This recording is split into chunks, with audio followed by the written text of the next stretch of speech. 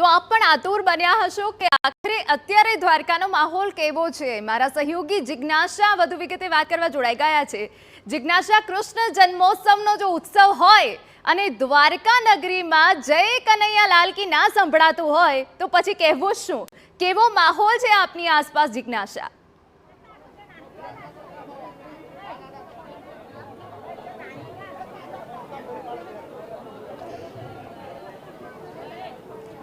बिल्कुल हीना, अत्यारे कृष्णना नादथी द्वारिका मंदिर छे ए गूंजी उठ्युं छे ने सौथी जो कोई ढुकड़ो भगवान गणातो होय तो ए श्री कृष्ण छे। 5252 તેમનો આજો જન્મદિવસ છે અને જન્માષ્ટમીની આ પાવન તહેવારની ઉજવણી માટે દેશ વિદેશથી ભક્તો અહીંયા આવી રહ્યા છે। સુરક્ષા બંદોબસ્ત પણ એટલો જ કડક રાખવામાં આવ્યો છે। મંદિરને શણગારવામાં આવ્યું છે। ભાવિક ભક્તો ભગવાનના દર્શન કરવા માટે એટલા આતુર બન્યા છે કે મંગળા આરતીમાં સવારે હજારોની સંખ્યામાં ભક્તો છે ઉમટ્યા હતા।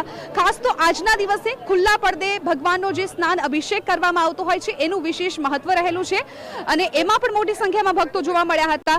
આપને જણાવીએ કે આ જે ખુલ્લા પડદે સ્નાન છે એ વર્ષમાં 2 જ વખત થતું હોય છે ને એમાંનો આજનો દિવસ અને આ લાહવો મેળવવા માટે ગઈકાલથી લાખો સંખ્યામાં ભક્તો છે રાહ જોતા હતા।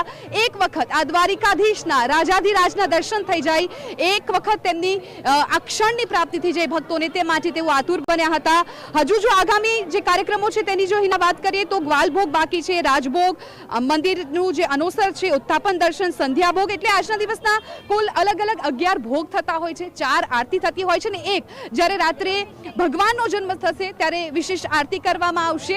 એટલે આજના દિવસે આરતીનું પણ એટલું જ મહત્વનું છે અને ખાસ અલગ અલગ ભોગ છે એ અલગ અલગ ભાવથી ધરવામાં આવતા હોય છે।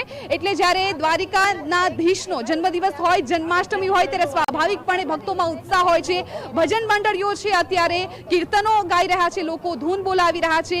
નંદ ઘેર આનંદ ભયો, જય કનૈયા લાલ કી, બસ આ જ નારો છે અત્યારે આ દ્વારકાધીશના મંદિરમાં ગુંજી ઉઠ્યો છે। હિના, જિજ્ઞાસા, આભાર। તો આપને આસપાસ એ દ્રશ્યો બતાવ્યા કે જ્યાં મહિલાઓ પણ આતુર છે એમના નાથની એક ઝલક માટે।